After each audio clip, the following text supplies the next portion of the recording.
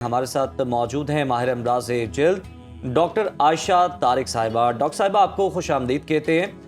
ज़रा पहले हमें ये बताइएगा कि कोल्ड क्रीम्स और रंग गोरा करने वाली क्रीमें जिल्द के लिए किस तरह से नुकसानदेह है, किस तरह नुकसान पहुंचाती है, और रंग गोरा करने वाली क्रीमों में कौन से ऐसे अज्जा होते हैं जो जिल्द के लिए इंतहाई नुकसानदेह हैं? वालेकुम अस्सलाम and thanks for having me on the show. और ये जो आप लोगों ने टॉपिक पिक किया है, इट्स वेरी वेरी इंपॉर्टेंट और पब्लिक अवेयरनेस के लिए भी बहुत इंपॉर्टेंट है। आजकल गोरे करने वाली क्रीमों का ट्रेंड बहुत बढ़ गया है। हर रोज़ मैं अपने क्लिनिक में पेशेंट्स देखती हूँ जो गोरा करने वाली क्रीमें यूज़ करते हैं, और जब क्लिनिक में आते हैं तो उनकी छाइयाँ होती हैं, पिगमेंटेशन, एक्नी, बाल निकले होते हैं, स्किन पतली हो जाती है। और मैंने देखा है 20 साल की लड़कियों में रिंकलिंग, जो ये बहुत लंबे अरसे से यूज़ कर रही होती हैं, और हैरत होती है कि इस एज में भी रिंकलिंग होती है। बट ये तो वो इफ़ेक्ट्स हैं, दे आर एक्सटर्नल इफ़ेक्ट्स जो स्किन पे होते हैं। जब भी ये जो गोरा करने वाली क्रीमें, इनमें मर्करी का इस्तेमाल किया जाता है, जिस hydroquinone, there is arsenic, heavy metals का इस्तेमाल किया जाता है, कैडमियम है, क्रोमियम है, तो ये सब चीज़ें हैं, they are cancer causing, people they might not know it. और यही चीज़ें हेयर डाइज में भी यूज़ होती हैं। आप देखें कि आजकल कितना ज़्यादा ट्रेंड है बालों को ब्लीच कराने का, बालियाज एंड ओम्ब्रे, इस तरह के हाइलाइट्स कराने का। और लोगों को ये नहीं पता होता कि वो जो ब्लीच अपने सर पे लगवाते हैं उसके अंदर क्या क्या होता है, ठीक है, मर्करी और इस तरह की चीज़ें। सिस्टमिक एब्जॉर्प्शन होती है, स्किन से उसकी सिस्टमिक एब्जॉर्प्शन होती है, और ये जाके फिर आपके ऑर्गन्स में एक्यूमुलेट होती हैं। They have accumulative and cumulative effects on your organs. उसमें न्यूरोलॉजिकल डेफिसिट हो सकता है। तो डॉक्टर साहिबा, ये आपने बड़ी अहम बात की कि जो डाई है उसमें भी इस तरह के अज्जा होते हैं, ब्लीच क्रीम्स होती हैं, उसका इस्तेमाल होता है। तो ये जो हम देखते हैं स्किन पॉलिश वगैरह की जाती है, इनमें भी इसी तरह की चीजें पाई जाती हैं जो कि आगे चल के बीमारियों का भी सबब बनती है। बिल्कुल, मैं यही बता रही हूँ। स्किन पॉलिश में क्या होता है, ब्लीच का इस्तेमाल होता है ना। ब्लीच में क्या होता है, hydroquinone, there is arsenic, there is mercury, और ये सब चीज़ें वक्ती तौर पे आपको बहुत अच्छा ग्लो देती हैं। तो पेशेंट्स, क्लाइंट्स को लगता है कि अभी हमने ट्रीटमेंट कराया, स्किन अच्छी हो गई है, लेकिन ये कुछ अरसे के बाद आपको साइड इफेक्ट्स देना शुरू करती हैं। As I told you, accumulative and cumulative effects हैं जो आहिस्ता आहिस्ता आपकी एक्यूमुलेट हो रहा होता है ऑर्गन्स में। लिवर डैमेज हो रहा होता है, urinary bladder cancer is very common. PPD का पता होगा, हेयर डाइज में पीपीडी का यूज़ होता है, पैराफेनाइलिन डायमीन, ये ब्लैडर कैंसर कॉज करता है। और आर्सेनिक यूज़ होता है जो स्किन कैंसर कॉज करता है। तो आपने जब भी, अब ऐसा भी नहीं है कि लोग ये ट्रीटमेंट्स कराना, बाल डाई कराना छोड़ दें, लेकिन PPD free, paraben free dyes भी अवेलेबल है मार्केट में। अच्छा, आपने बड़ा अच्छा पॉइंट उठाया है डॉक्टर साहिबा। देखने वालों को बताइएगा, क्योंकि हर इंसान कोशिश करता है कि वो अच्छा दिखे, तो वो जब मार्केट जाए तो किस तरह की प्रोडक्ट्स खरीदे, क्या क्या देखे कि उसमें क्या क्या शामिल है जो कि उसे नुकसान नहीं पहुंचाएंगी। हम अभी पाकिस्तान के रीजन की बात करते हैं। यहाँ पे आपको पता है लिटरेसी रेट हमारा क्या है, और बहुत ज़्यादा पेरिफेरीज में लोग रहते हैं जिनको नहीं एक्सेस होता टू गुड प्रोडक्ट्स। तो लिटरेसी लेवल भी इतना नहीं होता कि उनको समझ आए, तो वो ओवर द काउंटर प्रोडक्ट्स उठाते हैं जिसमें एक फार्मूला क्रीम का इस्तेमाल किया जाता है। और इस फार्मूला क्रीम में वाइटनिंग क्रीम, स्टीरॉयड डाला जाता है, बहुत ज़्यादा हाइड्रोक्विनोन डाला जाता है। तो वो आपको वक्ती तौर पे बहुत अच्छा ग्लो देती हैं, स्किन लाइट करती हैं। हमारे रीजन में थोड़ा कॉम्प्लेक्स है स्किन लाइटनिंग का, everybody wants to be lighter. और लेकिन ये क्या करता है, आहिस्ता आहिस्ता आपकी स्किन पे छाइयाँ लेकर आता है, और वो रेजिस्टेंट टू ट्रीटमेंट छाइयाँ, मतलब ये वाली जो छाइयाँ होती हैं, इनको ट्रीट करना सबसे मुश्किल होता है क्लिनिक में। और मैं पेशेंट्स को बताती हूँ इसमें आपको टाइम लगेगा, you have to be really patient. Skin पतली हो जाती है, कोलेजन डिप्लीशन हो जाती है स्किन में, बाल आते हैं बड़े बड़े, एक्नी आती है। सो बेसिकली आपकी स्किन बिल्कुल हर तरीके से ख़राब हो जाती है। डॉक्टर साहिबा, बिल्कुल स्किन ख़राब हो जाती है। आपका एक लंबा करियर है, ज़रा हमें बताइए, यकीनन आपके पास भी लोग आते होंगे जो ये क्रीमें इस्तेमाल कर रहे हैं, और इस तरह की चीज़ें जो हैं उन्हें बहुत ज़्यादा उनकी स्किन को डैमेज कर चुकी है। तो किस तरह की आपने उनके अंदर बीमारियाँ देखी, और इसके अलावा हमें ये बताइए कि क्या फिर ये रिवर्सेबल है, स्किन आपकी हेल्दी हो सकती है दोबारा अगर आप इस तरह की क्रीमें लगा बैठे हैं?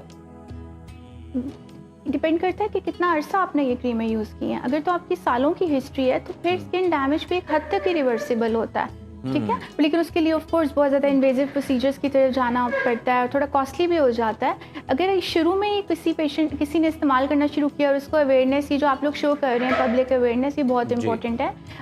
90% लोगों को पता ही नहीं होता कि इन क्रीमों के अंदर क्या क्या चीज़ें हैं जो कैंसर कॉज कर सकती हैं। स्किन कैंसर बहुत कॉमन हो गया इन क्रीम्स की वजह से, क्योंकि स्किन को पतला करती हैं, यूवी रेडिएशन से प्रोटेक्ट नहीं करती, जिसकी वजह से स्क्वेमस सेल कार्सिनोमा और ऐसे कैंसर स्किन के आ रहे हैं ज़्यादा। अच्छा डॉक्टर साहिबा, इन क्रीम्स का मुतबादिल क्या है? ख़वातीन क्या इस्तेमाल करें कि उन्हें नुकसान ना हो? किस तरह से रिप्लेस किया जा सकता है इन क्रीम्स को? I want promote skin lightening. I think जिसका जो कॉम्प्लेक्शन है सबसे पहले उसको सेटिस्फाई होना चाहिए इन हिज और हर ओन स्किन। वो डार्क स्किन ऑफ कलर है या लाइट है, लेकिन आपकी स्किन को आप अच्छा कर सकते हैं। जो भी कॉम्प्लेक्शन है, जो भी टोन है, you can make it radiant, you can make it look good.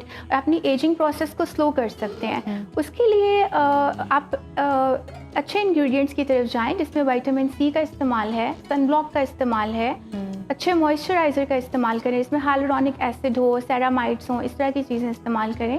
Retinol का यूज़ अच्छा है, लेकिन उसको यूज़ करने का ख़ास टाइम है, उसकी फ्रीक्वेंसी को किस तरीके से रखना है, तो ऑलवेज कंसल्ट अ डर्माटोलॉजिस्ट। अच्छी डाइट खाएं, ये भी बहुत इंपॉर्टेंट है। अच्छा डॉक्टर साहब, कुछ हर्बल प्रोडक्ट्स भी हैं और लोग बनाते भी हैं, मार्केट में भी दस्तयाब हैं, तो घर में बनाए गए ये कुदरती मास्क या इस तरह की चीज़ें जल्द के लिए कितने मौसर साबित हो सकते हैं और क्या सेफ़ हैं, करना चाहिए use? Me being a scientific person, मैं तो बिलीव करती हूँ रिसर्च बेस्ड प्रोडक्ट्स पे। लेकिन अगर आप हनी का इस्तेमाल कर रहे हैं, फेस मास्क घर में बना रहे हैं, या कुकम्बर का, एलोवेरा का, तो इन चीज़ों का फ़ायदा अगर होगा ऑफ कोर्स है, लेकिन नुकसान नहीं है। तो ये सेफ़ चीज़ें आप यूज़ कर सकते हैं, लेकिन इससे ज़्यादा नहीं। अच्छा डॉक्टर साहिबा, क्योंकि आज बहुत अहम टॉपिक है और रंग गोरा करने वाली क्रीम्स बहुत आम है मार्केट में, और कहीं ना कहीं ख़वातीन में ये कॉम्प्लेक्स होता है कि अगर वो थोड़ी सी डार्क हैं तो वो कोशिश करती हैं कि वो जल्दी जल्दी से गोरी हो जाएं। दीगर मुल्कों में हम देखते हैं कि चेक एंड बैलेंस है, लेकिन पाकिस्तान में उस तरह से नहीं है। तो आप क्या हुकूमत से डिमांड करती हैं कि उन्हें क्या इकदाम करने चाहिए ताकि इस तरह की प्रॉब्लम्स क्रिएट ही ना हो?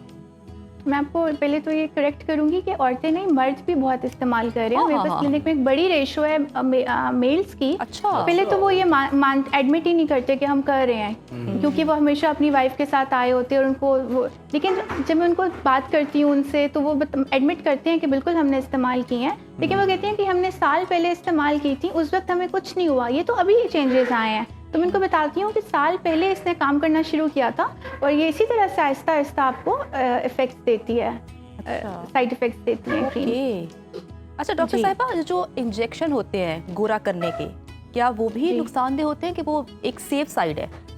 मैं आपको बताती हूँ, इंजेक्शंस में बहुत से टाइप्स के इंजेक्शंस हैं। ग्लूटाथायोन होता है उसके अंदर, जो स्किन लाइटनिंग होता है, लेकिन glutathione is one of the world's best antioxidant. बाकी दुनिया में वेस्ट में इसको एज एंटीऑक्सीडेंट यूज़ किया जाता है इम्यूनिटी बूस्टिंग के लिए और आपकी इम्यून हेल्थ को अच्छा करने के लिए। लेकिन इसका एक इफेक्ट ये भी है कि स्किन लाइटनिंग करता है। तो हमारे रीजन में सिर्फ उस इफेक्ट को देखा जाता है।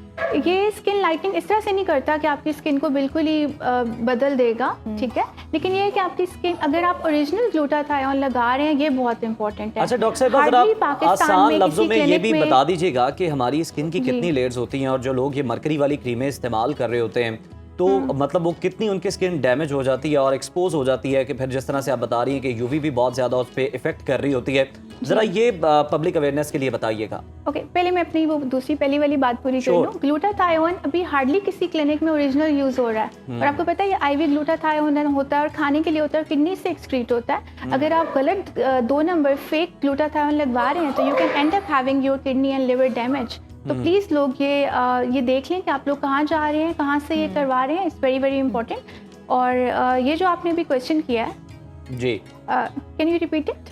मैं ये कह रहा हूँ कि ज़रा पब्लिक अवेयरनेस के लिए ज़रा आसान अल्फाज में ये भी समझा दें हमारे स्किन की कितनी लेयर होती हैं, और फिर जो मरकरी वाली क्रीम्स हैं वो किस तरह आपकी लेयर्स उतारती हैं, और अमल क्या होता है जिससे लोगों को लगता है कि हम तो जनाब फौरी गोरे हो गए हैं, लेकिन नुकसान इस तरह से हो रहा होता है। अच्छा, आपकी स्किन की मेजर 2 लेयर्स होती हैं। ऊपर वाली लेयर एपिडर्मिस और नीचे वाली लेयर होती है डर्मिस। डर्मिस में आपकी वेसल्स होती हैं, it's a deeper layer. Epidermis की भी 5 सब लेयर्स होती हैं, ठीक है, कॉर्नियम, स्पाइनोजम, बेजेल, और ये 5 लेयर्स होती हैं। स्किन जब भी कोई आप चीज़ें यूज़ करना शुरू करते हैं, तो ये शुरू में तो सुपरफिशियल लेयर्स में पेनिट्रेट करती हैं। ऐसा ऐसा ही आपके डर्मिस का जाके पार्ट बन जाती हैं, एंड ऑफ कोर्स वहाँ से फिर आपकी ब्लड सर्कुलेशन में भी जाती हैं, आपकी पूरी बॉडी तक जाती हैं।